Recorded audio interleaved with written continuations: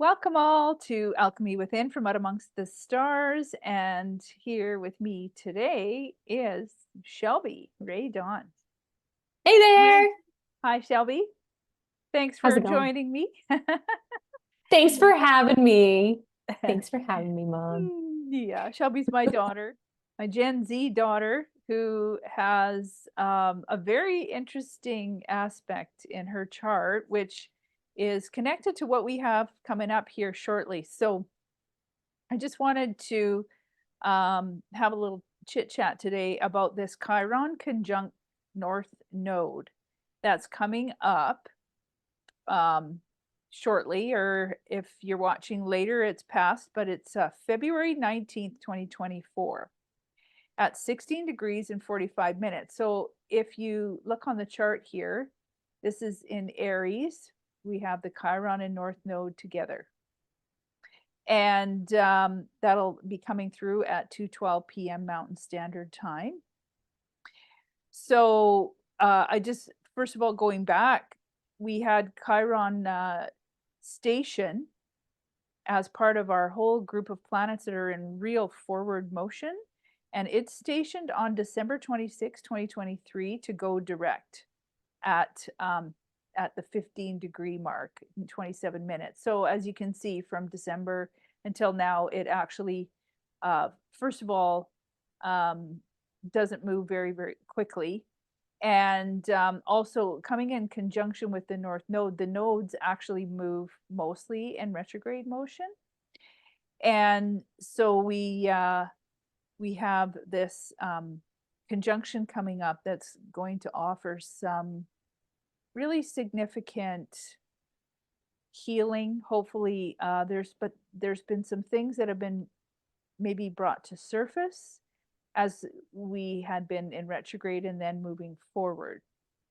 So I guess I just want to ask you, Shelbs, how is, we'll start with the most recent time. How is Chiron kind of came up for you in the last little bit? Oh, just to actually make sure everybody understands, and we'll show your chart after a little bit. But Shelby has Chiron conjunct her ascendant. So in her first house, of course, so Chiron's at 2 degrees, and the ascendant is at 4 degrees. And then in her first house, she also has a Moon Pluto conjunction. So she's got a pretty packed first house in and around her ascendant and in Sagittarius. So there's a lot of action there for her. So she really feels a lot of the wounds and the pain and the emotions. So, Shelps, how's this been for you?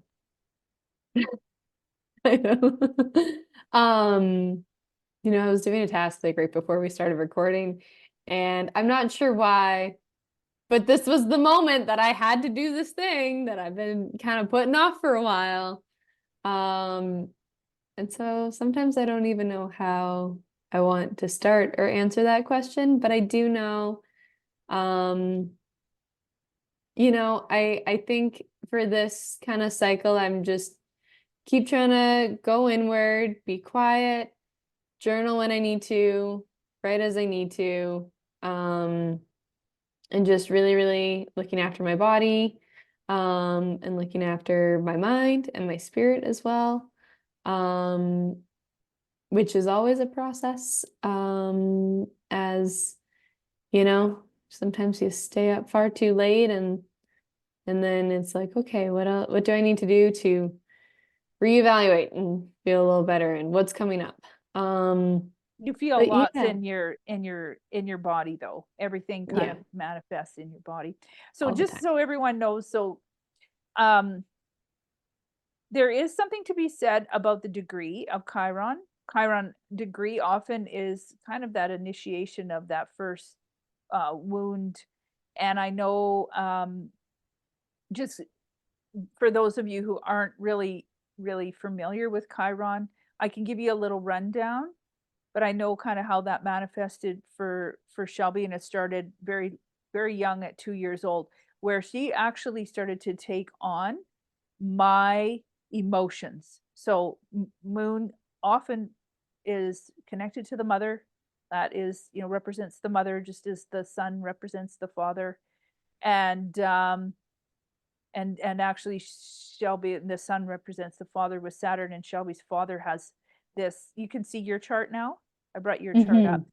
Yep. Has her father has this conjunction as well, exact, but not in Taurus, in Her Gemini, biological father. biological father, yes. And you can see there's some adjustments needing to, meaning there's the quincunx to your ascendant with that. And more to the Pluto and the moon. Pluto, of course, is our what's under the surface, death and rebirth, transformation. And then with the moon, the mother, and the emotions. And I know that you really, as a empath, really pick up on the emotions and had taken on a lot of your mom's emotions. So getting into the more detailed parts of Chiron, it is that wounded part that often doesn't get completely healed, but if you work on that part of you and helping others work through that, then it can definitely help heal those wounds. And so there, with this North Node conjunction being in Aries, which is the I am, the self, that is given us a lot of opportunity to be able to, heal a lot of maybe some of these underlying wounds that have kept us from being our own self in our own sovereignty. And because often with that emotional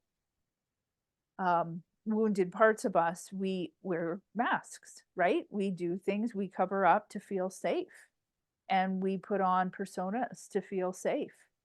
And so just if you want to think about like that I am self Chiron going through the which I don't have on this particular chart here, but the Chiron going in through that Aries house, it entered April 18th, 2018. So it had left the Taurus, right, and then went back into Aries. Mm-hmm. Or Interesting. sorry, that was the wrong way. Thinking North Node, hey, Mom? Yeah, thinking North Node. It left the Pisces and went into Aries. So April 18th, 2018, did anything like that you can think of in that year? Well, in December 2018 is when I went to New Zealand the last time. Right. I'm trying to think if there's anything that came up right in April. I know I'd been dealing with some stuff kind of before that. But I think what you brought up is really significant because maybe there is because you just went again.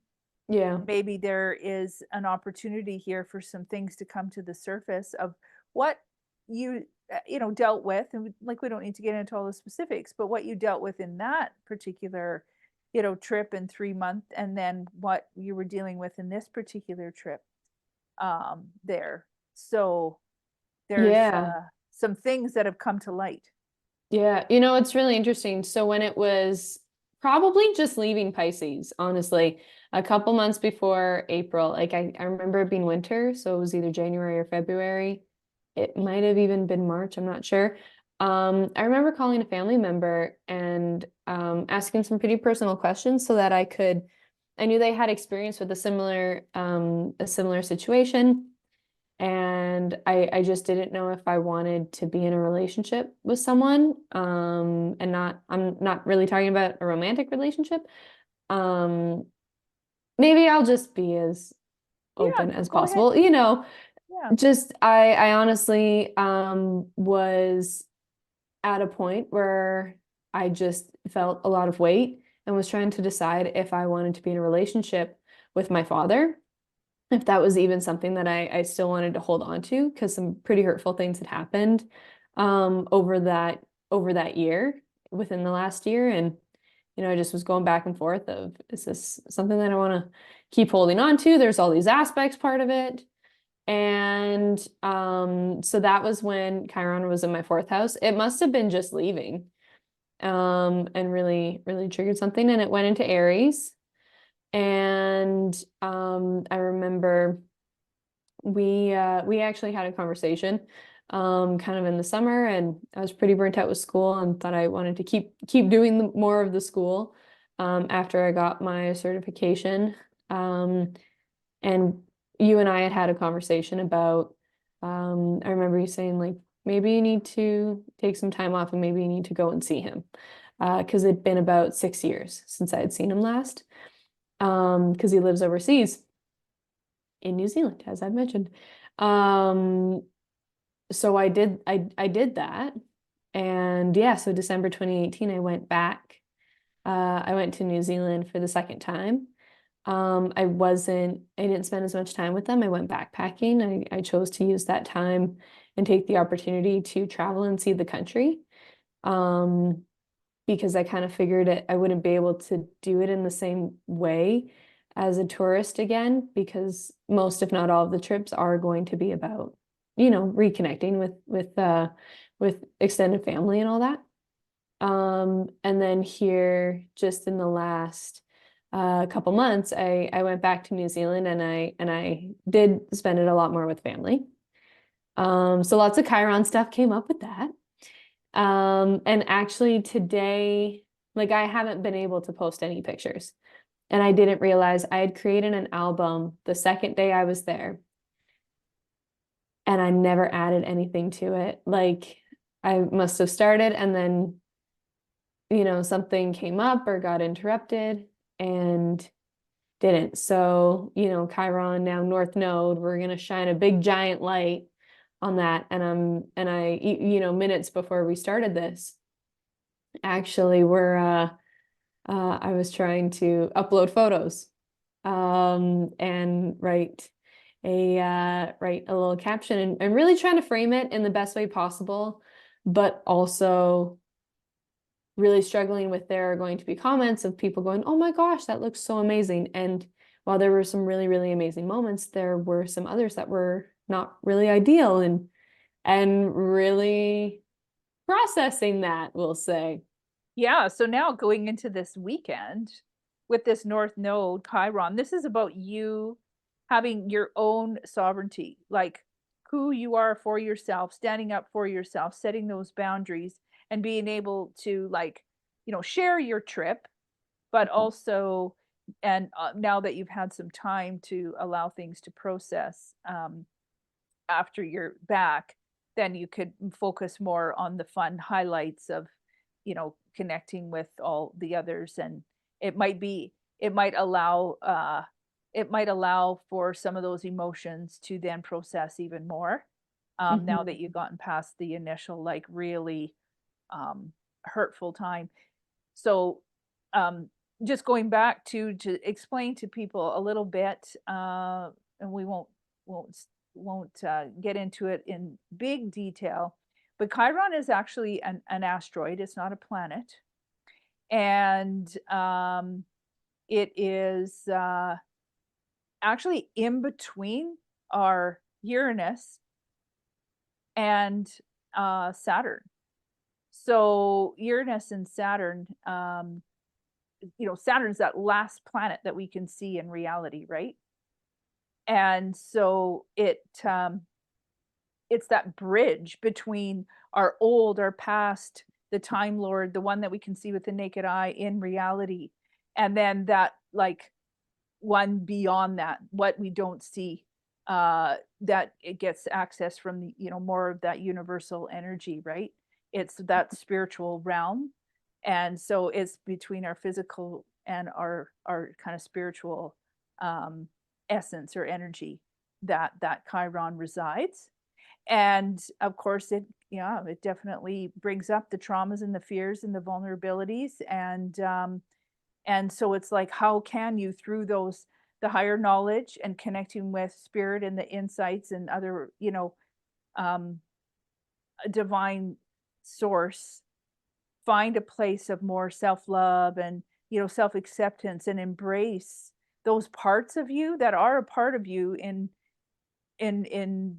reality, and also part of the traumas and the wounds that you've brought into this lifetime, and you Mhm. feel like at a very visceral level that it's in your body, and knowing how you can like work through that by having your own um emotional sovereignty, and also making sure that you're working through whatever you may have brought in from past life, or generationally, or just in the energy of that you know part of you, that family part of you, that biological part of you, and that energy part of you from whatever it is that made you feel guilt or shame or vulnerable or insecure or awkward or uncomfortable, or is feels like the trauma. And a lot of ways, like the Chiron is, if you turn it on its side, is shaped like a key, and it can be the thing that unlocks Mhm. all of those places within you that bring the healing. I love that. Yeah. Yeah. So I'm hoping that with this North Node uh, conjunction, the North Node is our enlightenment. Our North Node is where we're going to. This in Aries wants us to work through all of those traumas and insecurities and vulnerabilities and fears, and process them, and find our own sovereignty, who we are. We've talked about this. You come from your parents, but you don't need to be all about them or of them in what they have to offer or bring. And that's my whole thing, is I love working with the young people, because Shelby and I are very different people and had very different upbringings, and I like to understand the astrologies help me understand Shelby at a whole other level, so that I can be a better parent, because all I knew was what I knew, and I just thought I needed to go with the status quo. Well, I am so different from, you know, your grandparents, Yeah. hugely, um, and never knew that growing up, and they didn't know. So this offers us as parents to be better for you as young people, to so that we know you and know how what works for you and what makes you different than us. 100%. Hmm. Yeah. And even just understanding astrology has helped me understand myself a little bit more. So then, you stop the hamster wheel of I'm not good enough, or I'm not this enough, or I'm not doing it right, or because, I think as a kid there is a lot of like I'm not living up to other people's expectations. Because you had different expectations for the kind of personality that I had at times. Yeah, And I had in no you idea. understanding, yeah, and in you understanding astrology, you were able to go, oh, like she's just not wired to operate exactly like yourself, kind of thing. Right. Um, yeah, And if we could only infuse this knowledge in your, father, who runs from so much, with so much fire, and you know pushing through and domineering and all of that, right? yeah, To understand that um you know there's going to be, whether your element is more earthly and moves slower, or is more watery and a lot more emotional. For you, you have the moon conjunct Pluto, that makes you extremely emotional, even though you don't have a lot of water, and it also makes you very, very sensitive, and feel everything profoundly and deeply. So yeah, it makes a big difference. And then I just we only have a couple of minutes here before we wrap up, but we have this eclipse energy I put for April 8th, 2024. So that's when the nodes are close to the sun and the moon. And this was a huge one. People are actually visibly like going to Texas to see this eclipse because of the way it crosses through the US. They're going to be able to see it physically in the sky. So that's going to be wild. And then the nodes will be activated even some more. So yeah, we could expect all kinds of interesting change. But is there anything else that you wanted to share, Shelps? Because yeah, we just I have about a don't minute know. here before we I don't wrap think up. so. But Yeah. I just wanted to bring you on, and if anybody, Shelby and I would love to do this some more, and please let us know if you like that happening together. But with her Chiron so much part of who she is, because the first house is all about self, and that's where, and Shelby's is conjunct her ascendant, and but her moon and Pluto are also there too. So it's a very significant part of her, and she finds I would say you would agree that you find when you do a lot of the alternative, because that's the Yeah. Chiron too, alternative energy work with the horses, Sagittarius, the equine, that Yeah. really helps make you feel a lot better in your body. 100%. Yeah. Yeah, no, no, I mean we could do a whole nother Yeah, episode on all that. yeah, we can. We've run out of time here. So thank you all for being here today. And my our information is below if you want to contact for a consultation, or if you want to find out even a little bit about your houses. And I am thinking about doing some group work too, if anybody is interested in that. And I'll have the bit.ly link for the forum below. So yeah, just contact me and we'll connect from there. Thank you all for being here.